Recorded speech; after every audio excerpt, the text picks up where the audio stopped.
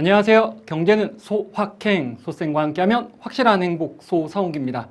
자, 우리 고등학생이 반드시 알아야 할 필수 경제 상식 19번째 시간인데요. 자, 이번 시간에 생활 속 경제 보시면은 올해 5월, 2021년 5월에 OECD가 전망한 우리나라의 경제 성장률 전망치가 3.8%래요.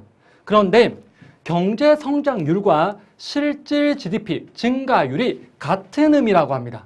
아니, 왜 경제 성장률에는 명목 GDP 대신에 실질 GDP를 사용하는 걸까? 왜 그럴까? 오늘 수업을 통해서 한번 알아보도록 하겠습니다.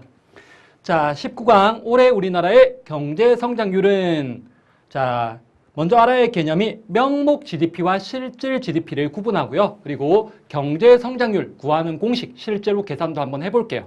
그리고 마지막으로 우리나라 경제가 어떻게 성장해 왔는지 그 역사도 알아보도록 하겠습니다. 자, 먼저 명목 GDP와 실질 GDP. 명목 GDP는 어떻게 구하냐?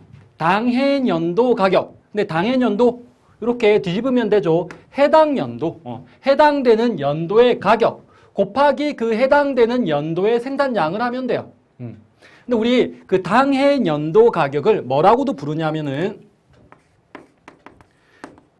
경상가격이라고도 부릅니다.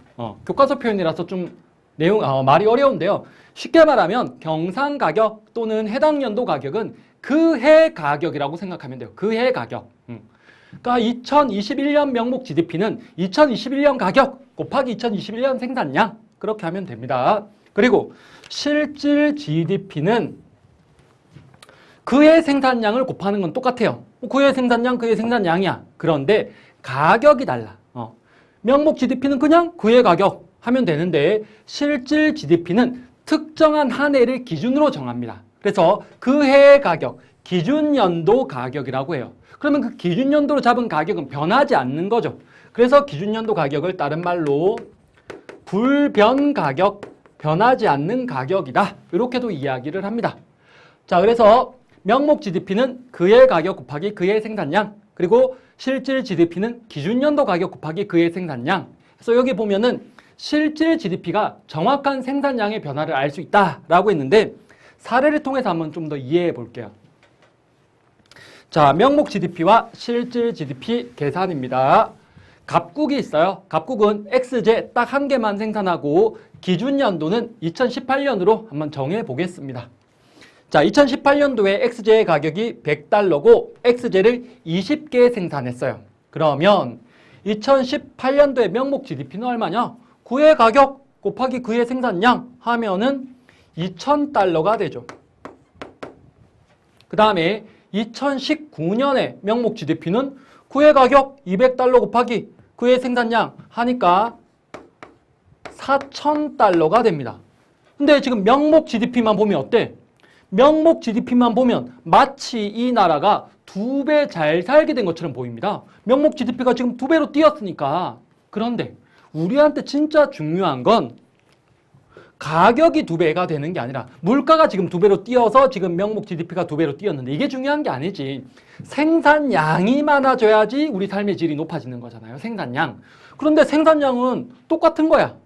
그런데 물가, 가격만 지금 2배로 뛰어서 명목 GDP가 2배가 된 거야. 그래서 필요한 게 실질 GDP야. 실질 GDP는 생산량 변화를 정확하게 보여준다고 했잖아. 자, 그럼 실질 GDP로 보면 얼마가 되냐? 기준연도 가격, 이것만 계속 쓸 거야. 여기다 한번 동그라미 치면 안 헷갈려요. 자, 2018년의 실질 GDP는 얼마냐? 기준연도 가격 곱하기 그해 생산량 했더니 $2,000야. 그런데 여러분, 여기서 요령 하나가 2018년이 기준연도잖아. 기준연도에는 명목 GDP와 실질 GDP가 똑같습니다. 왜냐하면 그해 가격 곱하기 그해 생산량이 명목 GDP인데 그해 가격이 곧 또 기준연도 가격이니까. 기준연도에는 명목 GDP와 실질 GDP가 똑같다. 자, 그 다음에 2019년의 실질 GDP는 얼마가 되냐? 기준연도 가격 이거 쓴다고. 기준연도 가격 곱하기 2019년 생산량 했더니 $2,000입니다. 그러니까 봤더니 실질 GDP가 그대로죠. 즉 생산량의 변화가 없는 거야. 그렇잖아요. 명목 GDP만 보면 마치 엄청 잘 살게 된 것 같은데 실은 실질 GDP를 보면은 생산량의 변화가 없다라는 걸 알 수가 있는 거죠. 자, 2020년에 명목 GDP 마저 구할게요. 그의 가격 곱하기 그의 생산량 9,000달러. 그리고 2020년에 실질 GDP를 구하면 기준연도 가격 계속 쓰는 거야. 이거 곱하기 2020년 생산량 했더니 3,000달러가 되네요. 실질 GDP가 증가했지. 즉 생산량이 증가했다는 걸 알아낼 수가 있는 겁니다. 자, 넘어가서 경제 성장률이에요. 성장률. 자, 성장한다는 걸 측정하는 지표인데요. 여러분들 어린아이들, 아주 신생아들 병원에 가면은 이 애가 얼마나 컸나를 알기 위해서 꼭 하는 게 있어. 뭐냐면 키와 몸무게를 잽니다. 특히 어렸을 때는 몸무게가 더 중요해요. 자, 이렇게 키와 몸무게를 재면 그 아이가 얼마나 자랐는지를 알 수가 있어. 마찬가지로 우리나라 경제가 얼마나 자랐니? 우리나라 경제가 어떤 상태니를 알려주는 지표들이 여러 개가 있는데 그 중에 대표적인 게 바로 경제 성장률이야. 물론 이 경제 성장률 말고도 뭐 실업률이라든지 또는 물가 상승률 이런 것들도 우리나라 경제가 어떠한 상태인지 보여주는 아주 중요한 지표고 우리가 나중에 배울 겁니다. 근데 이제 경제 성장률을 보면 우리나라 경제가 얼마나 성장했는지를 아주 쉽게 알 수가 있는데 이 경제 성장률을 계산할 때 실질 GDP를 씁니다.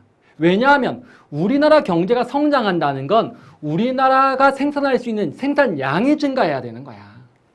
자, 그래서 경제 성장률은 실질 GDP를 이용해서 구하는데 구하는 공식이 주로 경제 성장률은 올해 경제 성장률이란 건 작년에 비해서 얼마나 커졌냐가 되는 거예요. 그러니까 작년이 기준이 되는 겁니다. 그래서 구하는 공식이 전년도, 작년 실질 GDP 분의 올해 금년도 실질 GDP에서 전년도, 작년 실질 GDP를 빼고 뭐뭐율이니까 곱하기 100을 하면 돼요. 그래서 경제성장률은 다른 말로 똑같은 말로 실질 GDP 증가율이라고 한다. 실질 GDP를 쓰는 이유는 생산량 변화를 정확하게 보여주기 때문에 그렇다라는 겁니다. 그리고 이 경제성장률이 변화율의 개념이잖아요. 우리 지난번 예전에 경제정보, 경제통계를 해석할 때 변화율은 플러스인지 0인지 마이너스인지가 중요하다고 했습니다. 자, 이 변화율이 플러스가 나온다. 경제성장률이 플러스가 나온다. 그러면 우리나라의 실질 GDP는 증가하는 겁니다. 그리고 0이 나왔다. 그러면 실질 GDP는 작년과 똑같은 겁니다. 불변, 일정. 그리고 경제 성장률이 마이너스가 나왔다. 그러면 작년에 비해서는 실질 GDP가 감소하는 거예요. 우리나라 경제 성장률이 뭐 예를 들어서 5%에서 1%가 됐다. 그래도 우리나라 실질 GDP는 증가하는 거죠. 여러분, 자동차가 있습니다. 자동차. 근데 이 자동차가 시속 5km의 속도로 앞으로 가고 있다가 이제 시속 1km의 속도로 앞으로 가고 있는 겁니다. 조금 빨리 가다가 조금 천천히 가고 있는 거지 여전히 앞으로 가고 있는 거거든. 그러다가 이제 자동차 속도가 0이 됐어. 그럼 그 자리에 있는 거지. 그러다가 이제 마이너스가 되면 후진하는 거야. 자, 그런데 우리나라 경제 성장률이 마이너스 5%였다가 마이너스 1%가 됐다. 그러면은 뭔가 마이너스 5에서 마이너스 1이니까 이제 좀 우리나라 경제 실질 GDP가 증가하나? 아니에요. 여전히 마이너스잖아. 그러니까 마이너스 5의 속도로 좀 빨리 뒤로 가고 있다가 이제 마이너스 1의 속도로 좀 천천히 뒤로 가는 거지 여전히 뒤로 가는 거거든. 자, 이래서 경제 성장률에서는 플러스냐, 0이냐, 마이너스냐가 중요하다라는 겁니다. 자, 실제 한번 계산해 볼게요. 자, 갑국이 있는데요. 갑국은 A제, B제 두 개의 물건만 생산하고 그리고 기준연도는 2020년입니다. 둘 다 최종제예요. 자, 그러면 2020년과 2021년에 명목 GDP와 실질 GDP를 한번 구해 볼게요. 물론 경제 성장률을 하려면 실질 GDP만 해도 돼요. 근데 우리 이제 연습하는 셈 치고 자, 먼저 2020년에 명목 GDP 구해 볼게요. 자, 2020년 A제 가격 곱하기 그의 생산량 했더니 428, 80달러. 그리고 비제 가격 2달러 곱하기 생산량 했더니 20 해서 명목 GDP가 총 100달러가 나옵니다. 그리고 2020년이 기준연도잖아. 기준연도에는 명목 실질 똑같다. 그래서 실질 GDP도 100달러가 나와요. 다음 2021년 한번 볼게요. 2021년에 명목 GDP는 어떻게 되니? 2021년에 명목 GDP 5달러 그의 가격 곱하기 그의 생산량 했더니 5, 3, 15, 150 여기는 6, 2, 12, 120 더하면은 명목 GDP는 270달러. 그 다음에 실질 GDP는 얼마가 되니? 자, 무조건 기준연도 가격 쓴다고 했습니다. A제의 기준연도 2020년 가격 4달러. 그리고 B제의 기준연도 가격 2달러. 자, 기준연도 가격 곱하기 그의 생산량 2021년 생산량 했더니 4, 3, 12, 120달러. 그리고 B제의 기준연도 가격 2달러 곱하기 2021년 그의 생산량을 했더니 40달러. 해서 더하면은 160달러가 되죠. 자, 그러면 2021년의 경제 성장률은 작년에 비해서 얼마나 커졌냐를 묻는 거잖아. 그럼 작년 거 100분의 올해 거 빼기 작년 거 60 곱하기 100을 했더니 경제 성장률이 60%가 되는 겁니다. 60%. 자, 그 다음에 넘어가서 실제 이제 우리나라의 경제 성장률을 가지고 왔는데요. 우리나라 경제 성장률이 2018년에는 2.9%였습니다. 2019년에는 2%, 2020년, 작년 이제 코로나 사태로 경제 성장률이 마이너스였어요. 마이너스. 그러다가 이제 올해는 전망치로 3.8%, OECD가 이렇게 예측을 했습니다. 그런데 이게 예측하는 기관마다 조금씩 다르게 예측을 해요. 뭐 IMF도 좀 다르게 예측을 하고 그러는데 OECD에서는 이렇게 전망을 했습니다. 자, 그럼 보세요. 경제 성장률이 플러스잖아. 그 우리나라 실질 GDP는 2017년에 비해서는 2.9%가 증가한 거야. 그 다음에 2019년에는 그 전년도인 2018년에 비해서 또다시 2%가 증가했고 2020년은 마이너스니까 그 전년도인 2019년에 비해서 1%가 감소. 그리고 이제 전년도인 2020년에 비해서 3.8% 정도 실질 GDP가 증가할 거야 라고 예측을 하는 거죠. 자, 그런데 만약에 2021년에 경제 성장률이 0%가 나왔고 2022년에 경제 성장률이 1%가 나왔다고 해볼게요. 그러면은 실질 GDP는 어떻게 되냐? 우리는 1% 작아졌다가 1% 커졌으니까 2019년이나 2022년이나 실질 GDP 그대로일 거야 라고 생각할 수 있는데 그게 아니죠. 왜냐하면 2019년에 실질 GDP를 100으로 잡는다면 2020년에는 100에서 1%니까 1이 작아진 거지. 99가 된 거야. 실질 GDP가. 그리고 경제 성장률이 0이면 그대로 오는 거니까 99. 그리고 99를 기준으로 1이 커지는 거잖아. 그럼 얼마가 돼? 0.99가 커지는 거지. 그럼 해봤자 99.99가 돼서 2019년 100에 비해서 작습니다. 오히려. 그래서 예전에 쌤이 했던 거 같은 퍼센트만큼 작아졌다가 커지든지 또는 플러스 1이었다가 마이너스 1 커졌다 작아지든지 무조건 앞쪽에 게 더 크다라는 이야기를 했었어요. 자, 이제 마지막으로 우리나라 경제가 어떻게 성장해 왔는지 그 역사를 한번 보도록 할게요. 그런데 여러분들은 대부분 거의 다 월드컵 이후 세대잖아요. 2002년 월드컵 이후에 태어난 여러분들인데요.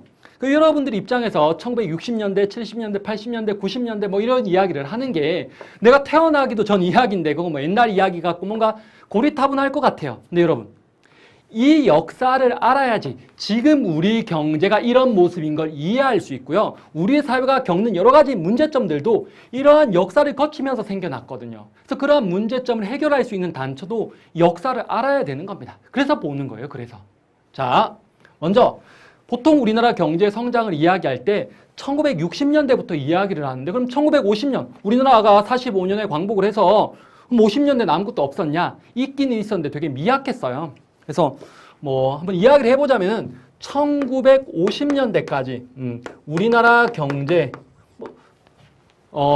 어떤 산업이 발달했다고 이야기를 하냐면은 300산업이 발달했다고 이야기를 합니다. 300산업. 세 가지 하얀 거랑 관련된 거야. 하얀 거. 뭐냐? 바로 밀가루, 설탕, 면직물. 이것들은 주로 이제 외국에서 우리나라에 원조를 해주면 그 원조하는 걸 가공하는 수준이었습니다. 뭐 밀가루나 설탕이나 면직물 같은 것들. 그러다가 이제 60년대가 되면서 이제 정부 주도로 경제개발 5개년 계획을 수립하고 정부에서 강력하게 이제 경제 성장을 이끌고 나갑니다. 그래서 우리나라는 수출 중심이었고 그리고 성장 우선이었어. 근데 이 기조가 우리나라 역사에 쭉 계속 가요. 쭉 갑니다. 수출 주도였어요. 내수 중심이 아니었습니다. 내수보다는 수출 중심이었어요. 여러분, 내수라는 건 국내수요. 그러니까 우리나라에서 소비하는 걸 말해요. 국내 시장. 근데 이 당시 우리나라 뭐 너무나 황폐화되어 있었고 뭐 사람들 소득도 없고 너무나 힘들었기 때문에 내수보다는 수출 중심이었어. 그리고 우리나라 분배보다는 성장 중심이었습니다. 일단 키우자 이거야. 일단 키우자. 근데 이 기조가 쭉 갑니다. 수출 주도의 성장 우선 정책이었다. 그리고 이 당시 우리나라가 가지고 있는 거는 기술 없어요. 자본 없어요. 뭐가 있었냐? 노동력밖에 없었습니다. 그래서 이 당시 우리나라 산업은 노동집약적 경공업이 중심이었어요. 그러니까 노동이 집약되어 있는 많이 필요한 경공업, 가벼울 경자야. 어떤 게 있냐 하면은 섬유라든지 신발, 가발 이런 것들이었어요. 근데 여러분, 섬유, 가발, 신발 지금 우리나라에서 이런 거 하지 않죠? 주로 이런 것들은 노동력이 값싼 뭐 중국이나 아니면 또 동남아시아 이런 쪽에서 많이 합니다. 근데 과거에 이제 우리나라가 가진 게 노동력밖에 없었기 때문에 이러한 노동집약적 경공업에 집중을 했던 거고 그게 우리나라 경제 성장을 이끌었습니다. 그러다가 1970년대로 가면서 이제 노동집약적 경공업 중심에서 바뀌어요. 자본집약적 중화학공업 중심이 됩니다. 이 중자가 이제 무거울 중자야. 뭔가 규모가 커지는 겁니다. 자, 그래서 이 당시 우리나라가 이제 주력으로 육성했던 산업들이 철강이라든지 조선이라든지 또는 뭐 전자, 화학 이런 것들 중심으로 바뀝니다. 뭐 기계 이런 것들. 자, 그리고 이제 이 당시에 우리나라에서 뭐 창원이나 구미와 같은 도시를 집중적으로 육성을 하기 시작하죠. 자, 우리나라 계속 대외 지향, 계속 그랬어요. 우리나라 수출 중심이었다고 계속. 공업화의 추진으로 수출 규모가 크게 증가한다. 그런데 이제 1970년대에 뭐가 있었냐면 우리 자본주의 경제체제의 발전 과정 하면서 했었는데요. 뭐가 있었냐면은 석유 파동이 있었죠. 석유 파동, 올쇼크. 1973년 그리고 79년, 80년대에 우리나라 이제 석유 파동이 있어서 그 석유 파동이라는 게 국제 유가가 어마어마하게 치솟은 거잖아. 그래서 우리나라 경제도 많은 타격을 받습니다. 왜냐하면 우리 석유, 원유, 전량 수입에 의존하고 있으니까. 자, 그리고 점점점 우리나라 경제가 성장하면서 문제점들이 쌓여갑니다. 계속 쌓여오는데요. 뭐냐면 경제적으로 불균형이 발생을 해요. 대표적인 게 농업 부분의 더딘 성장. 왜냐하면 우리나라는 공업 중심이었거든. 자, 근데 우리나라가 이 당시에 뭐 기술이 엄청 또 뛰어나진 않았거든. 그러니까 우리나라가 주로 이제 이러한 제품들을 만들어도 싼 걸로 승부를 많이 했어요. 자, 그러면은 제품 가격을 싸게 만들려면 어때? 생산비가 싸져야지. 근데 생산비에 뭐 재료, 원료를 줄일 수는 없잖아. 그러면은 생산비의 많은 부분을 차지하고 줄일 수 있는 거. 바로 노동자들의 임금이었어요. 그러니까 우리나라는 저임금 정책을 썼습니다. 저임금 정책. 그러니까 임금을 낮게 한 거죠. 그럼 생각해 보세요. 노동자들이 저임금을 받아. 근데 최소한 먹고 살 만큼은 줘야 될 거 아니야.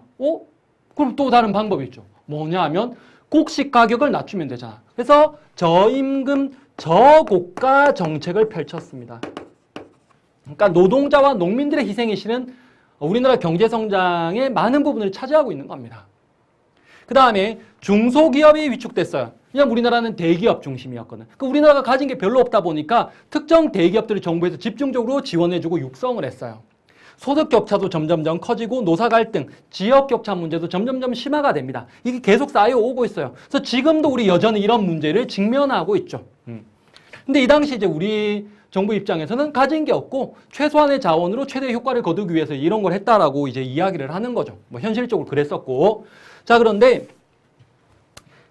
이러한 쭉 우리나라 역사를 이렇게 쭉 통틀어서 정부에서 또 세계적으로 노리고 있었던 게 뭐냐면은 바로 이런 효과를 노렸어요.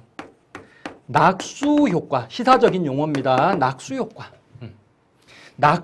낙수는 떨어지는 물을 말하는 거예요. 물은 왜 떨어져요? 중력 때문에 물은 아래로 떨어집니다. 그래서 낙수 효과를 노린다는 거 이런 거야. 대기업이나 아니면 고소득자, 그 잘 사는 사람들, 일단 대기업 키우고 고소득자들 더 키우자. 그럼 대기업이 잘 되고 고소득자들 소득이 많아지면은 그 사람들 소비가 늘어날 거고 우리 경제가 좋아지지 않겠니? 그러면 경제 전반적으로 저소득층이나 중산층들도 소득이 점점점 늘어나서 이렇게 물이 이제 다 차면 여기 그릇에 다 차면 아래로 넘쳐서 아래에도 물이 있듯이 이러한 낙수 효과를 노린 겁니다. 낙수 효과는 이제 성장 중심인 거죠. 효율성 중심인 겁니다. 자, 그런데 이 낙수 효과 조금 대비되는 개념이 뭐냐면은 분수 효과예요. 분수 효과. 분수는 어때요? 아래에서 위로 솟죠. 분수 효과는 거꾸로입니다. 분수 효과는 저소득층이나 중산층의 소득을 늘리자는 거야. 정부에서 저소득층, 중산층을 키우자. 그럼 이 사람들이 소득이 많아질 거고 소비가 늘어나지 않겠니? 그러면 저소득층 또는 중산층, 중소기업 이렇게 키우면은 우리나라 경제가 좋아지고 그럼 결국 대기업이나 고소득자들도 경제가 좋아지면 그 사람들 소득도 늘어나지 않겠니? 그러니까 패러다임이 실은 그러니까 생각이 반대인 거죠. 자, 그래서 여기서 이제 분배 중심이 되는 겁니다. 분배 중심. 그래서 여러분들이 시사적인 용어로 낙수 효과와 분수 효과도 알아두면 좋겠죠. 자, 넘어가서 1980년대가 되었습니다. 자, 1980년대 이제 선진국이 본인들 나라들의 기술을 적극적으로 보호하면서 우리나라도 이제 선진국의 기술을 모방하는 거에 탈피해서 본격적으로 연구 개발을 하고 이 당시 우리나라 삼저호황이라는 게 있었는데요. 삼저호황. 삼저, 세 가지가 낮아서 엄청난 호황을 누렸습니다. 세 가지가 낮은 게 뭐였냐? 저유가, 국제유가가 낮았어요. 국제유가가 낮으니까 우리나라 이거 기름 다 수입해서 쓰는데 유가가 낮으면 생산비가 싸게 먹히는 거죠. 그럼 우리나라 값싸게 제품을 생산할 수 있고 싸게 수출할 수도 있는 거니까. 두 번째, 저금리. 국제금리가 낮았어요. 우리나라 이 당시에 자본이 없으니까 외국에서 많이 빌려왔는데 이자를 갚아야 될 거 아니야. 근데 이자가 싸니까 금리가 낮으니까 이자율이 낮으니까 우리나라가 갚아야 될 이자도 싸지는 거죠. 그 다음에 저달러. 달러와의 가치가 낮았다. 그럼 여러분 생각에 환율을 좀 아는 학생들은 선생님 달러와의 가치가 낮으면 오히려 수출 안 되는 거 아니에요? 미국으로. 근데 여러분 이건 좀 배경을 알아야 돼. 이게 뭐냐 하면은 왜 저달러였냐면은 1980년대 미국이 특히 일본과의 관계에서 무역 적자가 엄청나게 심각했어요. 그러니까 미국의 입장에서 일본 건 수입은 많이 했는데 수출은 잘 안 된 거야. 그래서 이 미국이 이 무역 수지 적자, 재정 적자를 타개하기 위해서 일본과 협상을 합니다. 그래서 일본과 협상을 해서요. 그 일본 돈 바로 엔화죠. 엔화의 가치를 높이기로 해요. 그러니까 달러화와 일본 돈, 엔화 사이에서 일본 돈의 가치를 높입니다. 그러면 상대적으로 미국 돈, 달러화의 가치는 낮아지는 거죠. 그러면 어쨌든 일본께 비싸지니까 일본께 미국으로의 수출이 좀 줄어들고 반면에 미국에게 일본으로 수출이 좀 잘 되겠죠. 근데 우리가 그 혜택을 누린 겁니다. 왜냐하면 일본께 비싸졌잖아. 근데 우리나라와 일본이 지금도 그렇지만 수출하는 게 상당히 겹치거든. 근데 일본께 비싸졌어. 그럼 어때? 일본께 비싸지면 일본께 미국으로 안 되겠지. 수출이 잘 안 되겠지. 그럼 상대적으로 우리나라께 미국 사람들한테 싸게 느껴져서 수출이 잘 되는 거야. 그래서 이렇게 삼저, 저유가, 저금리, 저달러 이 삼저 세 가지가 낮아서 우리나라가 경제가 엄청난 성장을 해요. 그래서 우리나라 경제가 1986년, 87년, 88년까지 우리나라 경제가 10% 이상, 경제 성장률이 10% 이상, 12% 정도의 고도 성장을 합니다. 어마어마한 경제 성장을 해요. 10%가 넘어가는 성장이라는 건 진짜 우리 앞으로 경험할지 모르겠어요. 엄청난 성장을 합니다. 그래서 대규모 무역흑자가 발생하고 우리나라가 첨단 산업으로 옮겨갑니다. 반도체라든지 컴퓨터, 통신기기 이런 쪽이 발전해요. 그래서 물가 안정 속에 고도 성장을 합니다. 그래서 이 당시 우리나라 엄청난 경제 성장 이거를 한강의 기적이라고 표현을 하죠. 우리나라를 상징하는 이 한강의 기적. 그러니까 전후 2차 세계대전 이후에 독일이 어마어마한 경제 성장을 하는데 그게 이제 라인강, 독일을 대표하는 강이 라인강이잖아요. 그걸 라인강의 기적이라고 부르거든요. 거기에 빗대서 우리나라가 이렇게 짧은 시간 동안에 어마어마한 경제 성장을 한 걸 한강의 기적이라고 표현을 해요. 자, 이렇게 우리나라가 어마어마하게 짧은 시간에 성장을 했는데 너무 급격하게 또 성장을 하다 보니까 문제가 생깁니다. 그래서 우리나라 1997년에 우리나라 외환 위기를 겪어요. 선생님이 이때 이제 중학생이었는데요. 와, 진짜 뭐 뉴스를 보면 맨날 어디 은행이 뭐 도산을 했다, 어디 실업자가 뭐 어떻다, 뭐 노숙자가 늘어나고 뭐 이런 일들이 정말 많았습니다. 그래서 여러분들은 뭐 그 TV 드라마 중에 응답하라 1997 이런 걸 보면은 간접적으로 체험할 수가 있죠. 거기에 보면은 성동일 씨 거기 나오는 그 성동일 씨도 본인이 다니던 은행이 이제 문을 닫아가지고 실업자가 되는 그런 장면이 나오거든요. 그래서 이 당시 우리나라가 마이너스 성장률, 엄청나게 높은 실업률을 겪습니다. 그래서 우리 뭐 이때를 IMF라고도 표현하는데 IMF는 이제 국제통화기금이죠. 여기서 우리나라가 부족한 외환을 빌려왔었죠. 이 당시 우리나라 국민들이 이제 뭐 금모으기 운동도 하고 이 당시 환율이 엄청나게 치솟거든요. 환율이 거의 뭐 1달러에 뭐 1,600원대까지 치솟았어요. 그러니까 환율이 높으니까 여러분 환율이 높은 건 달러와의 가치가 높은 거거든. 그럼 우리 돈의 가치는 낮은 거지. 우리께 싸.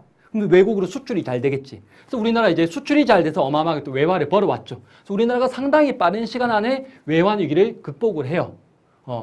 자, 그래서 또 잘 굴러가다가 2007년, 2008년 미국발 금융위기, 세계 금융위기. 그래서 여러분들 뭐 서브프라임 모기지 사태 들어봤을 거예요. 그래서 미국에서 시작된 이 금융위기 때문에 전 세계가 어려워지고 우리나라도 그 직격탄을 받았어요. 근데 이제 좀 회복했어요 하는데 이제 코로나 때문에 다시 전 세계 경제가 어려워진 이러한 상황인 거죠. 자, 이렇게 우리나라 경제의 발전 과정까지 쭉 봤습니다. 그래서 여러분들이 이걸 보면 이제 우리나라 경제가 지금 겪고 있는 여러 가지 문제점들을 대표적인 게 이제 빈부격차 문제죠. 빈부격차. 뭐 계층 간 빈부격차라든지 대기업, 중소기업, 도시와 농촌, 그리고 뭐 지역 간 격차. 이런 것들이 이제 이러한 역사적인 과정 속에서 심화가 되어 왔고 또 우리가 해결도 해야 되는 거고 또 뭐 실업, 특히 청년 실업이나 비정규직 문제 이런 것들도 우리 사회가 지금 당면하고 있는 심각한 문제라고 볼 수 있습니다. 자, 이제 생활 속 경제 미션으로 끝을 낼게요. 자, 우리나라 올해 경제 성장률 전망치는 3.8 이거 이상이 됐으면 좋겠습니다. 개인적으로.